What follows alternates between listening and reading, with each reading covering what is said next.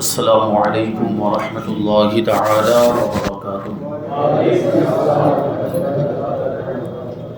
الحمد للہ رب العالمین والعاقبۃ للمتقین والصلاة والسلام علی سید الانبیاء والمرسلین وعلی آلہ واصحابہ اجمعین، اما بعد فاعوذ باللہ من الشیطان الرجیم، بسم اللہ الرحمن الرحیم۔ واتخذ اللہ ابراہیم خلیلا، صدق اللہ مولانا العظیم وصدق رسولہ النبی الامین المتین الکریم۔ آئیے ہم اور آپ اپنے دستور کے مطابق سب سے پہلے حضور سرور کائنات، فخر موجودات، باعث تخلیق کائنات، احمد مجتبی محمد مصطفیٰ صلی اللہ علیہ وسلم کی مقدس بارگاہ میں درود و سلام کا ہدیہ پیش کریں اور پڑھیں اللہم صلی علی سیدنا و مولانا محمد معدن الجود والکرم وآلہ الکرام وابنہ الکریم وبارک وسلم، صلاۃ و سلام علیک یا رسول اللہ صلی اللہ تعالی علیہ وسلم۔ عزیزان ملت اسلامیہ، اللہ کے جلیل القدر پیغمبر حضرت ابراہیم خلیل اللہ علیہ السلام کا تذکرہ جاری ہے۔ اس سے پہلے والے بیان میں آپ نے سماعت کیا کہ حضرت ابراہیم علیہ السلام نے اپنی قوم کو نصیحت کرتے ہوئے آسمان کے ستاروں اور چاند سورج کے طلوع ہونے اور غروب ہونے سے اللہ تبارک و تعالیٰ کی توحید پر استدلال کیا کہ یہ ساری چیزیں معبود اور خدا بننے کے لائق نہیں، کیونکہ یہ سب تو غروب ہو جاتی، چھپ جاتی، ان کی روشنی ختم ہو جاتی، اور جو غروب ہو جائے، جس کی روشنی ختم ہو جائے، جس کو زوال آئے، وہ خدا نہیں بن سکتا، وہ معبود نہیں ہو سکتا۔ سورج کو طلوع ہوتا ہوا دیکھ کر حضرت ابراہیم علیہ السلام نے کہا تھا فلما رأى الشمس بازغة قال هذا ربي هذا اکبر فلما افلت قال انی بریء مما تشرکون۔ جب سورج کو چمکتا ہوا دیکھا تو فرمایا کہ کیا اسے میرا رب بتاتے ہو، اسے میرا خدا کہتے ہو، حالانکہ یہ تو ان سب میں بڑا ہے، ستاروں کے مقابلے میں، چاند کے مقابلے میں یہ سب سے بڑا ہے۔ اور جب پھر وہ سورج غروب ہو گیا، شام کے وقت سورج چھپ گیا، تو ارشاد فرمایا انی بریء مما تشرکون۔ حضرت ابراہیم علیہ السلام نے اپنی قوم سے کہا کہ جن کو تم اللہ کا شریک ٹھہراتے ہو، میں ان ساری چیزوں سے براءت کا اظہار کرتا ہوں، لا تعلقی کا اظہار کرتا ہوں، ان ساری چیزوں سے میرا کوئی لینا دینا نہیں، میرا کوئی تعلق نہیں ہے۔ حضرت ابراہیم علیہ السلام نے یہاں پر ایک لفظ کا اضافہ فرمایا، جبکہ چاند کو دیکھا تو صرف اتنا کہا تھا، یا تارے کو دیکھا تو اتنا کہا تھا قال ھذا ربی، لیکن جب سورج کی بات آئی تو کہا ھذا ربی وھذا اکبر، کہ کیا اسے میرا رب بتاتے ہو، اسے میرا خدا بتاتے ہو، جبکہ یہ تو ان سب میں سب سے بڑا ہے۔ یہ بھی ایک بہترین استدلال تھا حضرت ابراہیم علیہ السلام کا۔ یہ استدلال کی خوبی تھی کہ آپ نے یہ ارشاد فرمایا کہ یہ سورج تو سارے ستاروں میں سب سے بڑا ہے، اور چاند دوسرے ستاروں کے مقابلے میں یہ سب سے بڑا ہے۔ یہ استدلال حضرت ابراہیم علیہ السلام نے کیا، اور اس سے یہ بات ثابت کر دی کہ یہ جب اتنا بڑا ہونے کے باوجود خدا نہیں بن سکتا، سورج سب سے بڑا ہونے کے باوجود معبود نہیں ہو سکتا، تو جو اس سے چھوٹے ہیں اور جو اس سے یہ یوں سمجھے کہ حقیر ہیں، وہ تو بدرجہ اولا خدا نہیں ہو سکتے۔ یعنی جب سورج کا معبود ہونا باطل ہو گیا تو اس سے وہ چھوٹے ستارے اور چاند، ان کا بھی معبود ہونا باطل ہو گیا۔ حضرت ابراہیم علیہ السلام نے اپنے استدلال سے یہ بات ثابت کر دی۔ بہرحال یہاں پر کسی کو یہ شبہ ہو سکتا ہے، کوئی یہ کہہ سکتا ہے کہ کیا حضرت ابراہیم علیہ السلام کو پہلے سے یہ ساری باتیں معلوم نہیں تھی کہ یہ سورج کو طلوع ہوتے ہوئے دیکھا تب پتا چلا، چاند کو طلوع ہوتے ہوئے دیکھا تب پتا چلا، یا ستارے کو دیکھا تب آپ کو پتا چلا؟ تو ایسا نہیں ہے۔ حضرت ابراہیم علیہ السلام کو پہلے ہی سے یہ ساری باتیں معلوم تھی، جیسا کہ میں نے ایک آیت کریمہ اس سے پہلے تلاوت کی تھی کہ وَلَقَدْ آتَيْنَا إِبْرَاهِيمَ رُشْدَهُ مِنْ قَبْلُ وَكُنَّا بِهِ العالمین کہ ہم نے ابراہیم کو بچپن ہی سے سوجھ بوجھ سمجھداری عطا فرمائی تھی اور رشد و ہدایت عطا فرمائی. تو حضرت ابراہیم علیہ السلام پہلے ہی سے جانتے تھے کہ اللہ تبارک و تعالیٰ ایک ہے اور اس کے سوا کوئی معبود نہیں, اس کے سوا کوئی خدا نہیں, اس کے سوا کوئی عبادت کے لائق نہیں. یہ حضرت ابراہیم علیہ السلام پہلے ہی سے جانتے تھے. یہ تو اپنی قوم کو سمجھانے کے لیے آپ نے دلیل کے طور پر بیان کیا, اپنی قوم کو بتانے کے لیے کہ یہ ساری چیزیں خدا بننے کے لائق نہیں ہیں, یہ دلیل اور حجت کے طور پر حضرت ابراہیم علیہ السلام نے اپنی قوم کے سامنے بیان کیا. ایسا نہیں کہ ستاروں کو دیکھنے کے بعد یا چاند کو دیکھنے کے بعد یا سورج کو دیکھنے کے بعد اس میں غور و فکر کرنے کے بعد اور اپنی قوم کو بتاتے وقت حضرت ابراہیم علیہ السلام کو بھی اسی وقت سمجھ میں آیا ہو کہ ہاں اب مجھے سمجھ میں آیا. ایسا نہیں, بلکہ حضرت ابراہیم علیہ السلام پہلے ہی سے توحید پر تھے. حضرت ابراہیم علیہ السلام کا عقیدہ پہلے ہی سے یہ تھا کہ اللہ کے سوا کوئی معبود نہیں اور یہ ساری چیزیں خدا بننے کے لائق نہیں ہے. جو آنے والی آیت کریمہ سے ہمیں پتہ چلتا ہے, حضرت ابراہیم علیہ السلام نے یہ سب استدلال کرنے کے بعد, دلیل پیش کرنے کے بعد ارشاد فرمایا انی وجہت وجہی للذی فطر السماوات والارض حنیفا وما انا من المشرکین, کہ میں نے ہر باطل سے جدا ہو کر اپنا چہرہ اس کی طرف کر لیا جس نے آسمان اور زمین کو پیدا کیا ہے. یعنی وہی پروردگار عالم, وہی خدا ہے, وہی اللہ ہے. میں نے اپنے چہرے کو اسی کی طرف کر لیا, یعنی میں ایک اسی کی عبادت کرتا ہوں. وما انا من المشرکین, اور میں مشرکین میں سے نہیں ہوں. تو اس سے پتا چلا کہ حضرت ابراہیم علیہ السلام کا یہ عقیدہ پہلے ہی سے تھا, یہ مستقل عقیدہ تھا حضرت ابراہیم علیہ السلام کا کہ میں مشرک نہیں, میں نے کبھی شرک نہیں کیا, میں تو اسی کو خدا مانتا ہوں جس نے سارے جہان کو پیدا کیا ہے. یہ حضرت ابراہیم علیہ السلام نے اپنی قوم کے سامنے یہ دلیل سے بات کو واضح کی, لیکن پھر بھی قوم ماننے کے لیے تیار نہیں ہوئی. حضرت ابراہیم علیہ السلام نے ستاروں کے معبود ہونے کے بتلان کو بیان کیا. اسی طریقے سے جو بتوں کی وہ پوجا کیا کرتے تھے ان کے معبود ہونے کے بتلان کو بھی بیان کیا, ان کا بھی رد کیا اور کہا کہ یہ بت بھی خدا بننے کے لائق نہیں ہے. اور جب قوم نے حضرت ابراہیم علیہ السلام سے یہ اپنے بتوں اور اپنے خداؤں کی برائی سنی تو حضرت ابراہیم علیہ السلام سے کہنے لگے کہ آپ ڈریں, آپ خوف کریں, ہمارے بتوں کے بارے میں برا بھلا نہ کہیں ورنہ آپ کو کوئی نقصان پہنچ جائے گا, آپ کو خوف ہونا چاہیے, آپ کو تکلیف پہنچ جائے گی. تو حضرت ابراہیم علیہ السلام نے اپنی قوم سے کہا تھا کہ یہ بت مجھے کیا نقصان پہنچائیں گے, یہ مورتیاں مجھے کیا نقصان پہنچائیں گی, یہ کسی کو نفع اور کسی کو نقصان نہیں پہنچا سکتے, یہ تو بے بس اور لاچار ہیں, مجھے ان سے ڈرنے کی ضرورت نہیں ہے, میں ان سے نہیں ڈرتا کیونکہ ان کے چاہنے سے کچھ نہیں ہوتا, یہ بے بس لاچار اور مجبور ہیں. میں تو اس سے ڈرتا ہوں جو میرا پروردگار ہے اور اسی کے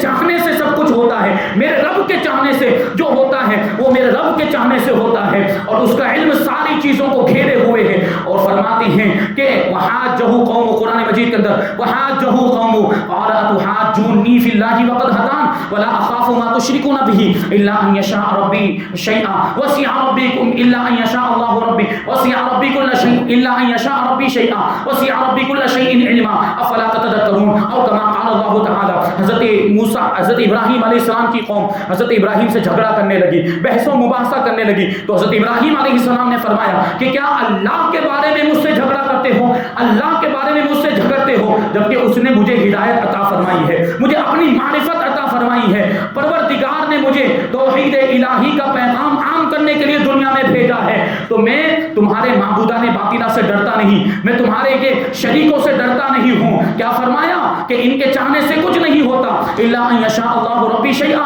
مگر میرا رب, میرا پروردگار جو چاہتا ہے وہی ہوتا ہے اور اس کا علم ساری چیزوں کو گھیرے ہوئے ہے, کوئی چیز اس کے علم سے باہر نہیں. مطلب کیا کہ جو تم شرک کر رہے ہو اور بتوں کو معبود بنا رہے ہو, پروردگار ان ساری چیزوں کو جانتا ہے, یہ ساری چیزیں اس سے پوشیدہ نہیں ہے اور اگر تم اس سے باز نہیں آئے تو تمہیں اس کے عذاب میں گرفتار ہونا پڑے گا. افلا تتذکرون, تو تم نصیحت کیوں حاصل نہیں کرتے؟ یہ بتوں کو چھوڑ دو, یہ باطل چیزوں کو, باطل معبودوں کو, مورتیوں کو پوجا, ان کی پوجا کرنا چھوڑ دو کیونکہ یہ معبود بننے کے لائق نہیں, یہ تو بے بس اور لاچار ہیں. حضرت ابراہیم علیہ السلام نے ان کو خوب سمجھانے کی کوشش کی لیکن پھر بھی وہ سمجھنے کے لیے تیار نہیں ہو رہے تھے اور بات کو ماننے کے لیے تیار نہیں. یہاں پہ دیکھیں کہ حضرت ابراہیم علیہ السلام نے اپنا ایمان ظاہر کر دیا، بے خوف و خطر اپنے ایمان کو ظاہر کر دیا۔ حضرت ابراہیم علیہ السلام ڈرے نہیں، حضرت ابراہیم علیہ السلام آپ نے کسی سے خوف نہیں کھایا، کیونکہ نبی اپنا فریضہ انجام دینے میں، اللہ کے پیغام کو پہنچانے میں کسی سے ڈرتا نہیں ہے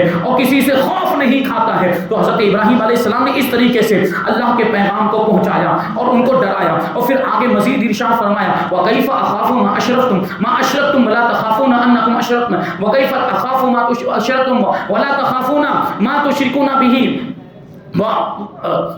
وَكَيْفَ أَخَافُ مَا أَشْرَكْتُمْ وَلَا تَخَافُونَ أَنَّكُمْ أَشْرَكْتُمْ بِاللَّهِ مَا لَمْ يُنَزِّلْ بِهِ عَلَيْكُمْ سُلْطَانًا فَأَيُّ الْفَرِيقَيْنِ أَحَقُّ بِالْأَمْنِ إِن كُنتُمْ تَعْلَمُونَ۔ اور میں کیسے ان بتوں سے ڈروں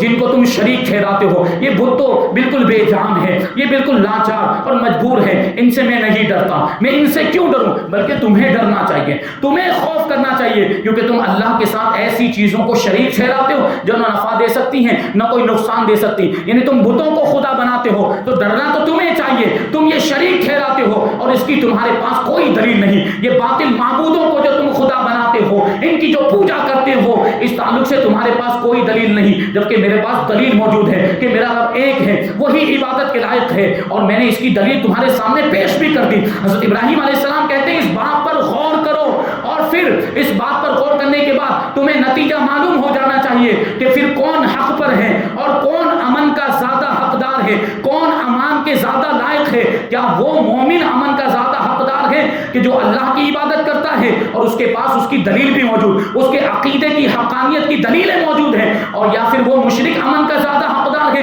کہ جس کے باطل عقیدے پر اس کے پاس کوئی دلیل موجود نہیں ہے۔ حضرت ابراہیم علیہ السلام نے اس کو اس آیت کریمہ کے اندر واضح کیا۔ پھر یہ اپنی قوم کو سمجھانے کے ساتھ ساتھ حضرت ابراہیم علیہ السلام اپنے چچا کو بھی سمجھاتے رہے، کیونکہ گھر سے شروعات ہوتی ہے۔ تو چچا چونکہ قریبی رشتہ دار تھا، وہ مشرک تھا، کافر تھا، بتوں کی پوجا کیا کرتا تھا، بلکہ بت گر تھا، بت بناتا بھی تھا اور بتوں کی سپلائی بھی کیا کرتا تھا۔ حضرت ابراہیم علیہ السلام مسلسل اپنے چچا کو بھی نصیحت کرتے رہے اور اس کو بھی سمجھاتے رہے کہ جن کی تم پوجا کرتے ہو یہ معبود بننے کے لائق نہیں۔ حضرت ابراہیم علیہ السلام نے ایک مرتبہ اپنے چچا سے کہا تھا یا اذ قال لابیہ یا ابت لم تعبد ما لا يسمع ولا يبصر ولا يغني عنك شيئا، کہ اے میرے باپ، یہ چچا کو باپ کبھی کہہ دیا جاتا ہے، ہم اپنی زبان میں بھی جو باپ سے زیادہ عمر والے چچا ہوتے ہیں ان کو بڑے ابا کہہ دیتے ہیں، تو چچا کو باپ یا ابا کہا جاتا ہے، لیکن یہاں مراد حضرت ابراہیم علیہ السلام کا چچا ہی ہے جو کافر و مشرک تھا، جس کا نام آزر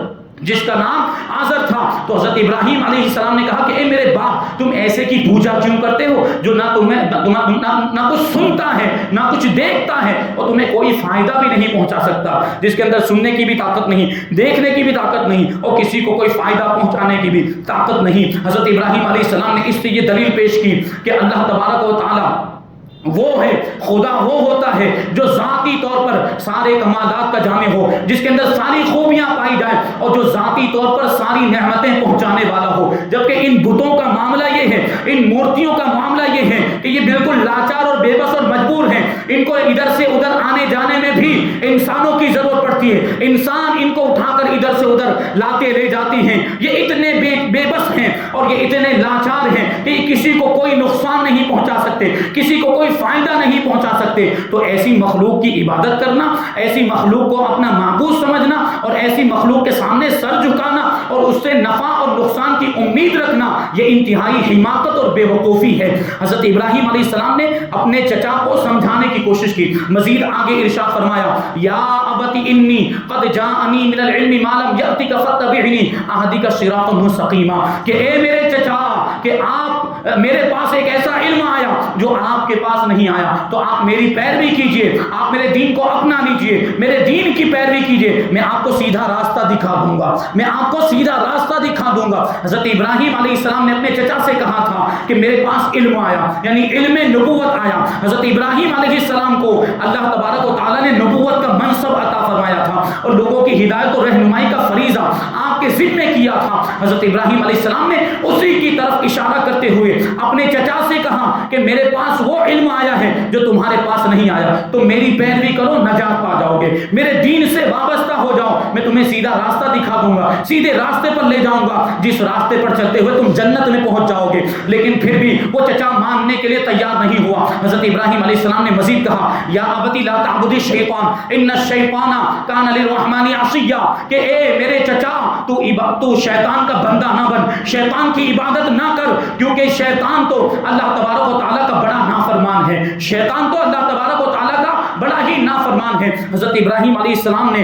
اپنے چچا کو یہ سمجھانے کی کوشش کی کہ شیطان کے بہکاوے میں آ کر اور شیطان کی پیروی کرتے ہوئے تم کفر و شرک میں مبتلا نہ ہو جاؤ، کیونکہ شیطان تو اللہ تبارک و تعالیٰ کا بڑا نافرمان بندہ ہے، جو شیطان کی پیروی کرے گا اور شیطان کی اتباع کرے گا تو وہ بھی اس کی طرح نافرمان بن جائے گا، وہ بھی شیطان کی طرح نافرمان بن جائے گا، اور پھر وہ اللہ کی رحمت سے دور ہو جائے گا اور اللہ کے عذاب اور مشقت اور تکلیف میں مبتلا کر دیا جائے گا۔ یہ باتیں سمجھائی اور آگے مزید ارشاد فرمایا قال انی اخاف ان یمسک عذاب من الرحمن فتکون للشیطان ولیا، کہ اے میرے چچا اب بھی وقت ہے تم سدھر جاؤ، کیونکہ مجھے ڈر لگتا ہے کہ اگر تم نہیں سدھرے تو تمہیں اللہ کا عذاب پہنچے گا، اللہ کا عذاب آئے گا اور پھر تم شیطان کے ساتھی بن جاؤ گے، شیطان کے ساتھی یعنی اللہ کے عذاب میں اور جہنم کے حقدار بن جانے میں تم شیطان کے ساتھی بن جاؤ گے، کیونکہ شیطان تو لوگوں کو گمراہی کی طرف بلاتا ہے، شیطان کا تو کام ہی یہ ہے لوگوں کو کفر و شرک تک پہنچا دینا۔ تم اگر اس کے بہکاوے میں آئے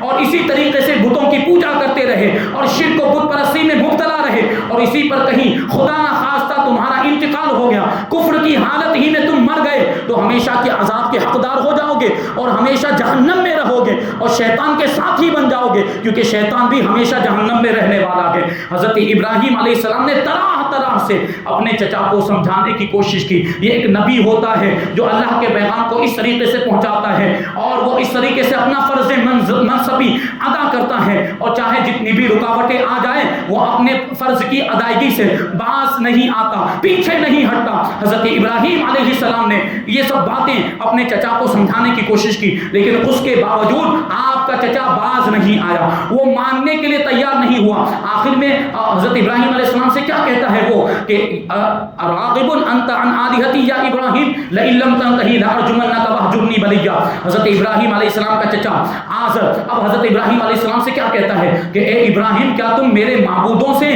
منہ پھیرتے ہو، کیا تم میرے معبودوں سے روگردانی کرتے ہو؟ اے ابراہیم اگر تم باز نہیں آئے تو میں تمہیں پتھر ماروں گا اور تم مجھے ایک عرصے کے لیے چھوڑ دو، میں تم سے بات نہیں کرنا چاہتا۔ دیکھیں اس نے دھمکی دی تھی کہ اگر تم یہ اپنی تبلیغ اور یہ جو تم کر رہے ہو دعوت اور ان لوگوں کو سدھارنے کی کوشش کر رہے اور شرک سے نکالنے کی کوشش کر رہے، اگر تم اپنے اس کام سے باز نہیں آئے تو میں تمہیں پتھر ماروں گا، میں تمہیں سزا دوں گا۔ لیکن حضرت ابراہیم علیہ السلام اس کے باوجود کار تبلیغ سے پیچھے نہیں ہٹے۔ حضرت ابراہیم علیہ السلام تبلیغ کرتے رہے، لوگوں کو نصیحت کرتے رہے، لوگوں کو سمجھاتے رہے۔ تو اس سے ان لوگوں کو سبق حاصل کرنا چاہیے جو نیکی کی دعوت کا کام کرتے ہیں، جو مبلغین ہیں، جو لوگوں کی اصلاح کا کام کرتے ہیں، کہ کبھی اس راستے میں رکاوٹیں بھی آتی ہیں، کبھی جو ہے کہ دل شکنی والی باتیں بھی سامنے آتی، کبھی حوصلہ توڑنے والی باتیں بھی آئیں گی، کبھی آپ کی مخالفت بھی ہوگی، لوگ دشمنی پر بھی اتر آتے ہیں، لیکن ہمیں اس کام کو چھوڑنا نہیں، کیونکہ یہ بڑا مبارک کام ہے۔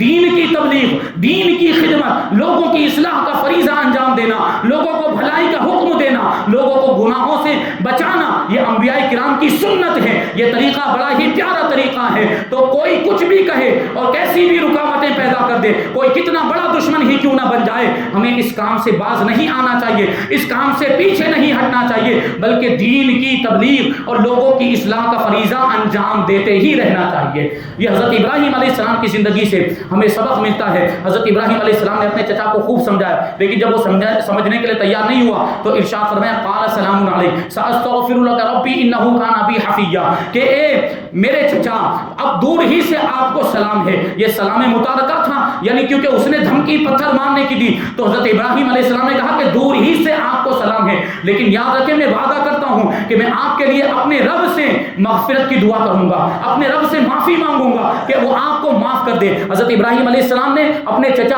آزر کے لیے دعا کی، جبکہ آزر کافر تھا، جبکہ آزر مشرک تھا، تو کافر کے لیے تو دعا نہیں کی جا سکتی، مشرک کے لیے دعا نہیں کی جا سکتی، تو حضرت ابراہیم علیہ السلام نے کیوں اپنے چچا کے لیے دعا کی؟ اس کی وجہ صرف یہی ہے کہ حضرت ابراہیم علیہ السلام کو اب بھی اپنے چچا کے ایمان لانے کی امید تھی، توقع تھی کہ اب بھی میرا چچا ایمان لا سکتا ہے، اس لیے آپ نے اس سے وعدہ کیا تھا۔ لیکن جب بعد میں آپ پر یہ بات واضح ہو گئی کہ اس کی قسمت میں تو کفر لکھ دیا گیا ہے، یہ کفر سے باز آنے والا نہیں ہے، یہ اپنی حرکتوں سے باز آنے والا نہیں ہے، تب جا کے حضرت ابراہیم علیہ السلام نے اس کے لیے دعا کو ترک کر دیا تھا۔ لیکن یہ جو وعدہ فرمایا تھا اسی امید پر وعدہ کیا تھا تاکہ وہ ایمان لے آئے، اور اس کا مطلب یہی تھا کہ میں تیرے لیے اپنے رب سے مغفرت مانگوں گا، اس کا مطلب یہی تھا کہ اللہ تبارک و تعالیٰ سے یہ دعا کروں گا کہ وہ تجھے توبہ اور ایمان کی توفیق عطا فرمائے، اور جب تم مومن ہو جائے تو اللہ تبارک و تعالیٰ تیرے سارے پچھلے گناہوں کو معاف فرماتے۔ حضرت ابراہیم علیہ السلام نے اپنے چچا سے یہ وعدہ کیا تھا اور کیا کہا تھا کہ بے شک میرا رب تو مجھ پر بڑا مہربان ہے، کیونکہ اللہ تبارک و تعالیٰ نے آپ کو نبوت کا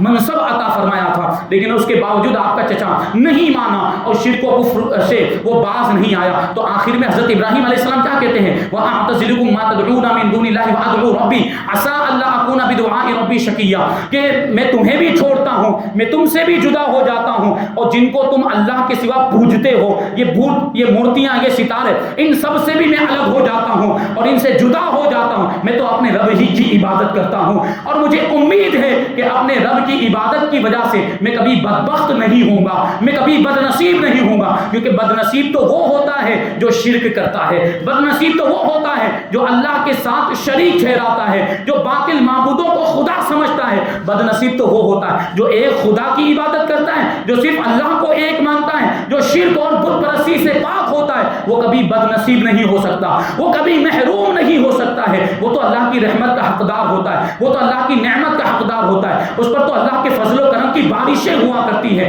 تو حضرت ابراہیم علیہ السلام نے اس آیت کریمہ میں یہ بات ارشاد فرمائی کہ میں تم سے بھی بیزار ہوں، تمہارے معبودان باطلہ سے بھی بیزار ہوں، میں تو صرف اپنے رب کی عبادت کرتا ہوں، اور اس کی عبادت کی وجہ سے میں دنیا میں بھی کامیاب ہوں اور آخرت میں بھی کامیاب ہوں، اور تم دنیا میں بھی ناکام ہو بتوں کی پوجا کرنے کی وجہ سے، شرک و بت پرستی کی وجہ سے، اور آخرت میں تو تمہیں اس کا عذاب ملنے والا ہے۔ خدا نہ خواستہ اگر اسی کفر و شرک پر مر گئے تو ہمیشہ جہنم میں جلو گے، ہمیشہ جہنم میں رہو گے۔ حضرت ابراہیم علیہ السلام نے یہ استدلال کیا تھا اور اس طریقے سے بیزاری کا اظہار کیا۔ حضرت ابراہیم علیہ السلام نے یہ بات ثابت کر دی کہ یہ بت لاچار ہیں، یہ بت بے بس ہیں، اور یہ بت مجبور ہیں، یہ خدا بننے کے لائق نہیں۔ اور اس آیت کریمہ سے یہ بات بھی ثابت ہوئی کہ کافروں کے ساتھ اور بد مذہبوں کے ساتھ اٹھنا بیٹھنا نہیں چاہیے۔ حضرت ابراہیم علیہ السلام جب تک سمجھا رہے تھے تو ان کے ساتھ اٹھتے بیٹھتے تھے، ان کی مجلسوں میں جاتے تھے، ان کی محفلوں میں جاتے تھے، کیونکہ آپ پر ایک فریضہ تھا، لوگوں کی رہنمائی، لوگوں کو ہدایت دینا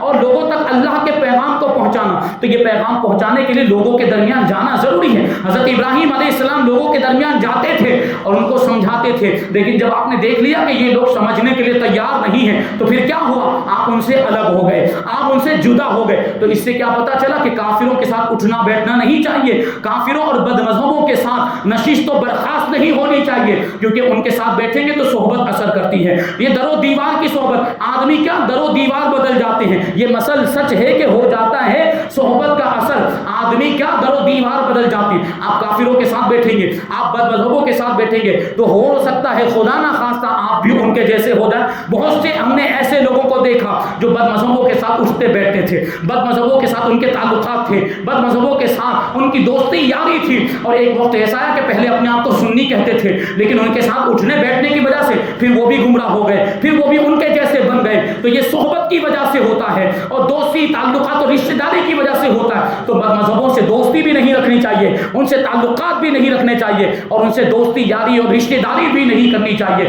یہ حضرت ابراہیم علیہ السلام کے واقعے سے ہم کو سبق ملتا ہے۔ حضرت ابراہیم علیہ السلام نے مزید ایک اور مقام پر اپنی قوم سے کہا تھا ما تعبدون، تم کس کی پوجا کرتے ہو؟ بتوں کی پوجا کرتے ہوئے اپنی قوم کو جب دیکھا تو حضرت ابراہیم علیہ السلام نے کہا تھا کہ تم کس کی پوجا کرتے ہو؟ تو انہوں نے کہا تھا نعبد اصناما فنظل لها عاکفین کہ ہم تو بتوں کی پوجا کرتے ہیں اور پھر ہم ان کے پاس جم کر بیٹھے رہتے ہیں، سر جھکائے بیٹھے رہتے ہیں، ان کی عبادت کرتے رہتے ہیں۔ تو حضرت ابراہیم علیہ السلام نے اس وقت کہا تھا کہ تم اس کی پوجا کرتے ہو تو اس پر تمہارے پاس کوئی دلیل ہے؟ جب تم ان کو پکارتے ہو تو کیا تمہاری یہ بات سنتے ہیں؟ هل يسمعونكم اذ تدعون، جب تم ان کو پکارتے ہو تو کیا تمہاری یہ بات سنتے ہیں؟ کیا یہ تمہیں کوئی فائدہ پہنچاتے ہیں؟ کیا تمہیں یہ کوئی نقصان پہنچاتے ہیں؟ تو انہوں نے کیا جواب دیا تھا کہ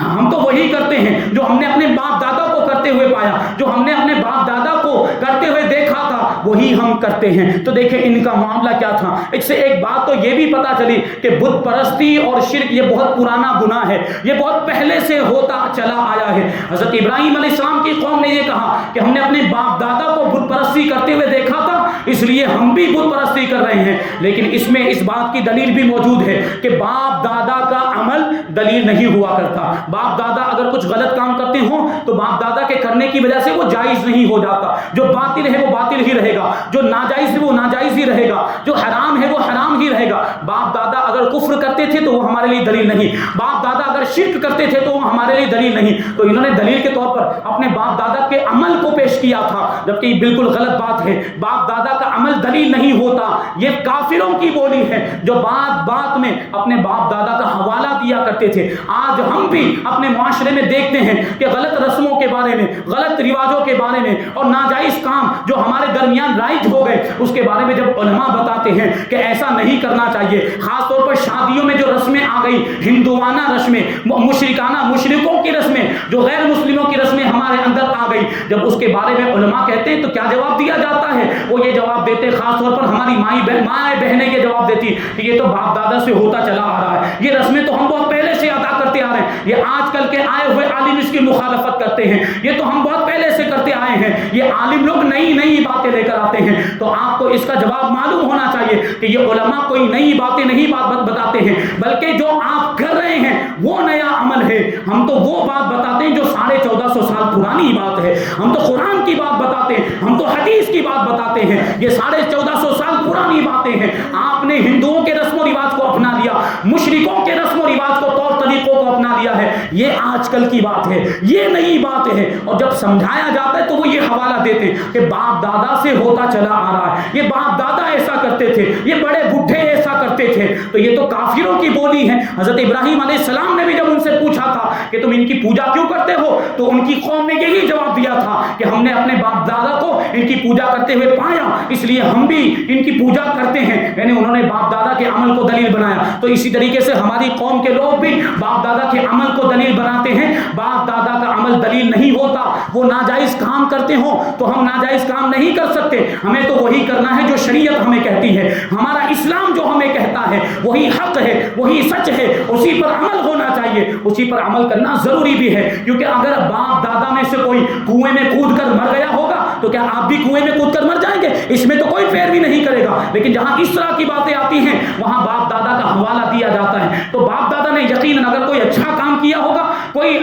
جو ہے کہ جائز کام کیا ہوگا، کوئی ثواب کا کام کیا ہوگا تو اس میں تو ہم ضرور پیروی کریں گے باپ دادا کی۔ لیکن اگر انہوں نے کوئی ناجائز کام کیا ہوگا، کوئی غلط کام کیا ہوگا تو ہرگز ہم ان کی پیروی نہیں کر سکتے، کیونکہ فرمایا گیا کہ اللہ تبارک و تعالیٰ کی نافرمانی میں کسی کی اطاعت نہیں، اللہ کی نافرمانی میں کسی کا کہا نہیں مانا جائے گا، کسی کی پیروی نہیں کی جائے گی۔ یہ اصول اور یہ قانون ہمیں شریعت نے عطا کیا، اللہ کے رسول صلی اللہ علیہ وسلم نے ہمیں عطا کیا، اور حضرت ابراہیم علیہ السلام کی زندگی سے بھی ہمیں یہ سبق ملتا ہے۔ بہرحال ابھی ایک واقعات کا سلسلہ ہے، اس کے بعد کیا ہوتا ہے، حضرت ابراہیم علیہ السلام اپنی قوم کو پھر کیسے سمجھاتے ہیں، اور اس کے بعد کے کچھ واقعات انشاءاللہ تبارک و تعالیٰ سلسلہ وار ہم آنے والے بیانات میں شامل کرتے رہیں گے۔ اللہ تبارک و تعالیٰ کی بارگاہ میں دعا ہے کہ جو کچھ بھی بیان ہوا اس پر ہم سب کو عمل کرنے کی توفیق عطا فرمائے،